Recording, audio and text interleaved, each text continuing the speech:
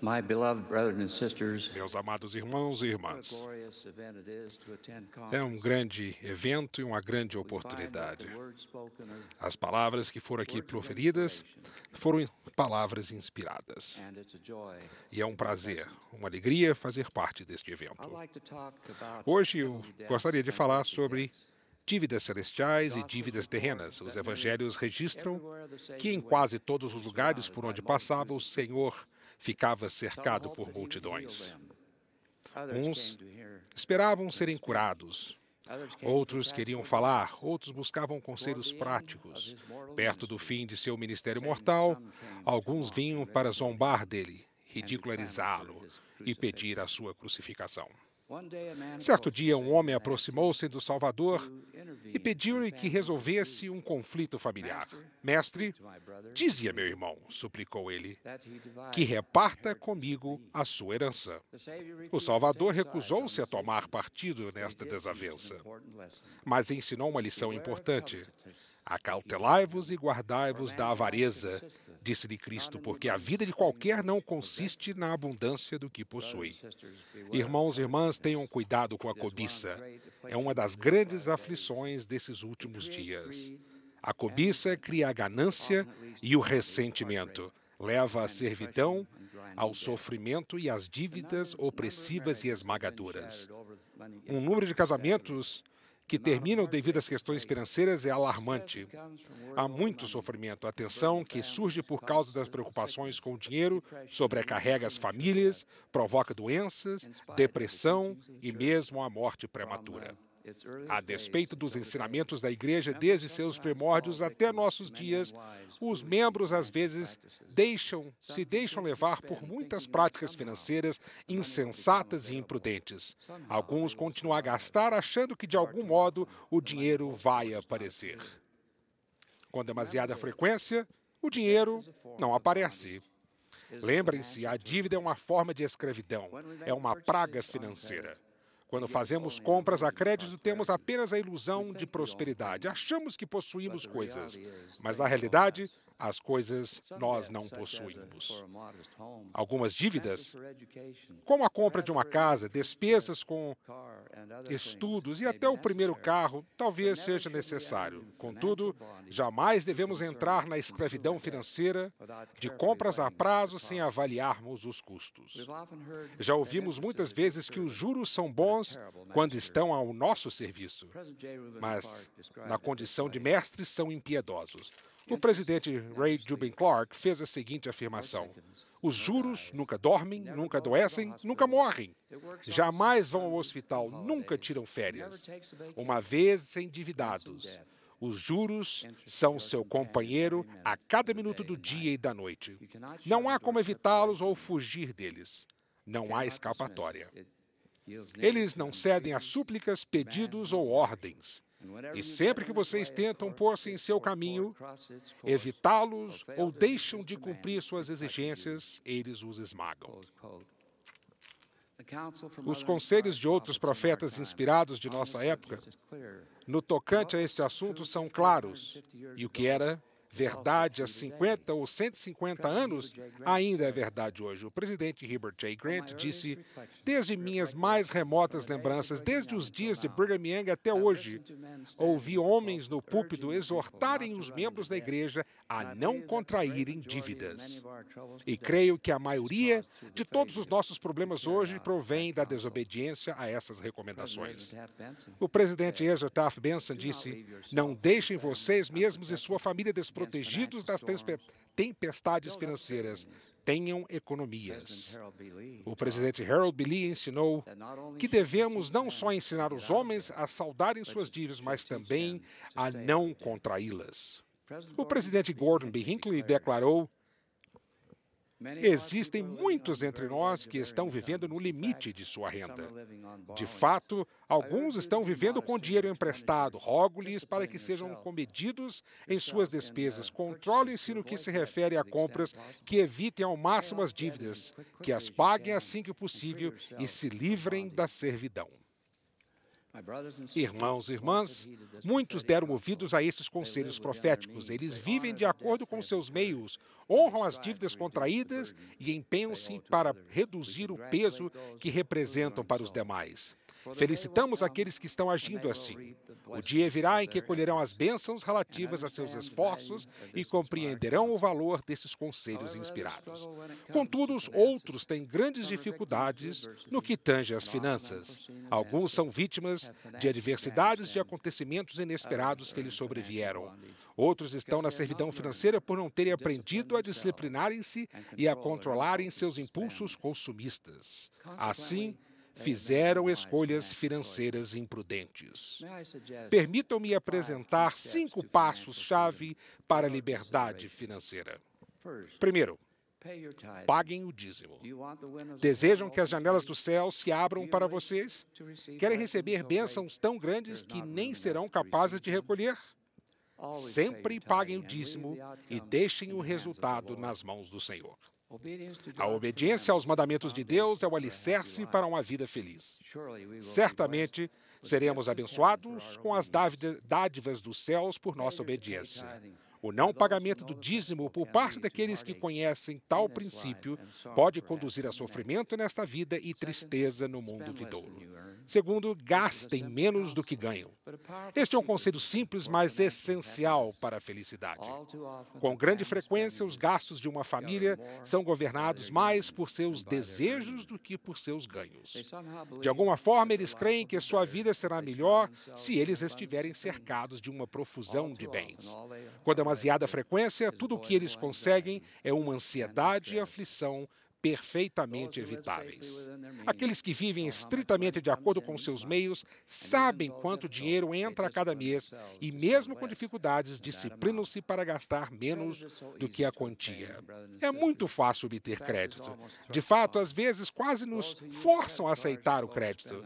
Na verdade, somos quase forçados a ter crédito. As pessoas que usam cartões de crédito para compras excessivas devem cogitar desfazer-se deles.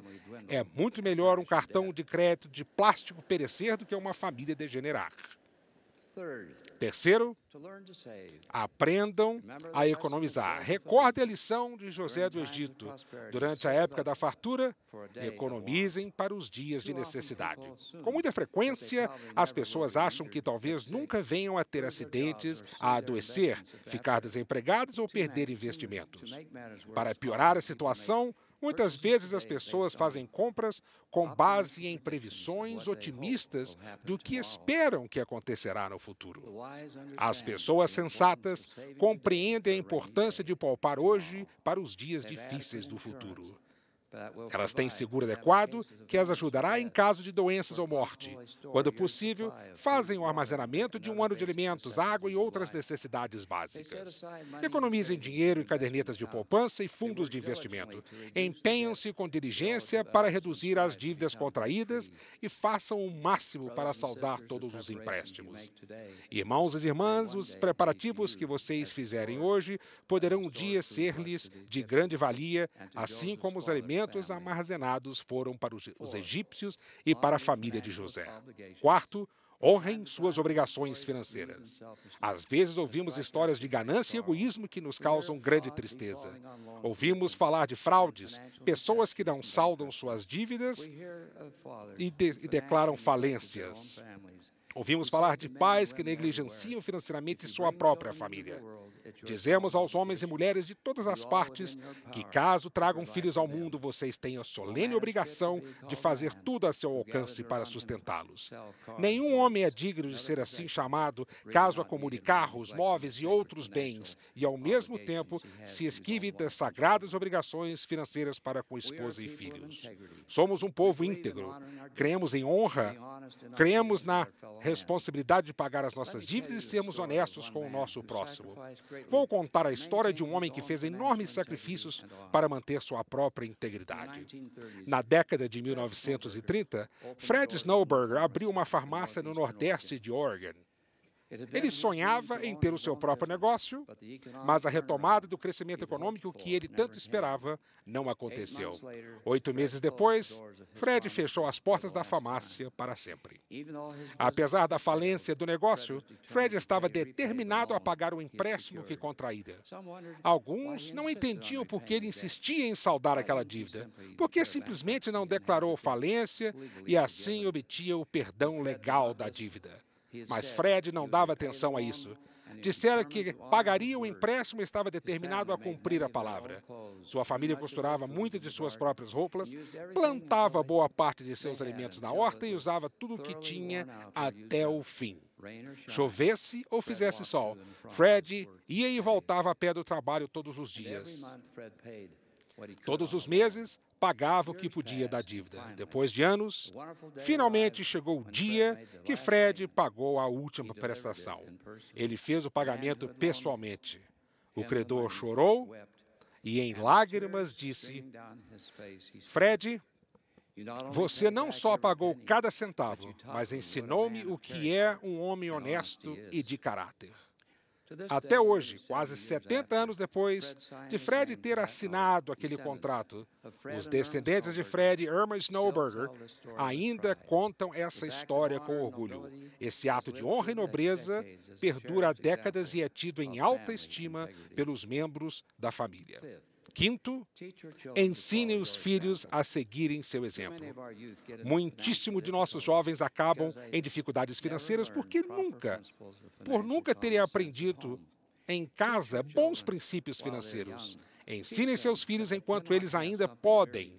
Ensinem que eles não podem possuir algo meramente por assim o desejarem. Ensine-lhes os princípios do trabalho, frugalidade e economia. Se vocês não se considerarem capazes de ensiná-los, eis mais um motivo para começarem a aprender. Há uma infinidade de recursos à disposição. Cursos, livros, a internet. Entre vocês, há os que foram abençoados com fartura até de sobra. Nosso Pai Celestial espera que usemos nossa riqueza para fazer mais do que construir celeiros para guardá-los. Peço-lhes que pensem no que podem fazer para edificar o reino de Deus. Peço-lhes que pensem no que mais podem fazer para melhorar a vida dos outros e dar-lhes luz e esperança. Falamos de dívidas terrenas e de nosso dever de saldá-las. Porém, existem outras dívidas de natureza mais eterna que não são tão fáceis de quitar. De fato, jamais poderemos pagar algumas delas. Trata-se de dívidas celestiais. Nossos pais terrenos deram-nos a vida e trouxeram-nos a este mundo. Deram-nos a oportunidade de receber um corpo mortal e vivenciar as alegrias e pesares desta terra generosa. Esses inúmeros casos deixam de lado seus próprios sonhos e anseios em favor dos filhos. Assim, nada mais justo e correto do que honrar e mostrar por palavras e atos nosso amor e nossa gratidão. Também temos uma grande dívida para com nossos antepassados que nos precederam e que aguardam do outro lado do véu as ordenanças que lhes permitirão continuar seu progresso eterno. Essa é uma dívida que podemos saldar, pelo menos parcialmente. Que dívida temos para com o Senhor pela restauração do seu Evangelho nesses últimos dias por meio do profeta Joseph Smith? Desde sua juventude até seu martírio, ele dedicou seus dias a proclamar à humanidade o Evangelho de Jesus Cristo que se perdera. Devemos nossa mais profunda gratidão a ele e a todos os homens que receberam esse chamado sagrado, o manto para presidir a igreja. Como podemos saldar a dívida que temos para com o Salvador? Ele pagou uma dívida que ele não contraíra a fim de livrar-nos de uma dívida que jamais poderíamos quitar. Por causa dele, viveremos para sempre. Em virtude de sua expiação infinita, nossos pecados podem ser apagados, permitindo-nos receber o maior de todos os dons de Deus, a vida eterna. Tal dívida tem preço? Podemos um dia pagar por ela? O rei Benjamim ensinou: se renderdes todas as graças e louvores com todo o poder de vossa alma, e se o servirdes com toda a alma, ainda assim sereis servos inúteis. Temos dívidas terrenas e dívidas celestiais. Sejamos sábios ao lidarmos com todas elas e tenhamos em mente as palavras do Salvador. Não ajunteis tesouros na terra, onde a traça e a ferrugem tudo consomem, e onde os ladrões minam e roubam. Mas ajuntai tesouros no céu. As riquezas deste mundo são como pó comparadas às que esperam os fiéis nas mansões do Pai. Como é tolo aquele que passa seus dias à procura de bens que enferrujam e estragam-se. Como é sábio aquele que passa seus dias buscando a vida eterna. Meus irmãos e irmãs, tenham no coração a certeza de que Jesus é o Cristo. Tenham a convicção serena de que, à medida que se aproximarem dele, ele se aproximará de vocês. Não se entristeçam, mas regozijem-se. Por meio do profeta Joseph Smith, o Evangelho foi restaurado. Os céus não estão fechados, assim como na antiguidade. O homem, hoje, pode entrar em comunhão com o infinito. Temos um profeta, o presidente Gordon B. Hinckley. Está na terra em nossos dias, e disto eu testifico, e o faço em nome de Jesus Cristo. Amém.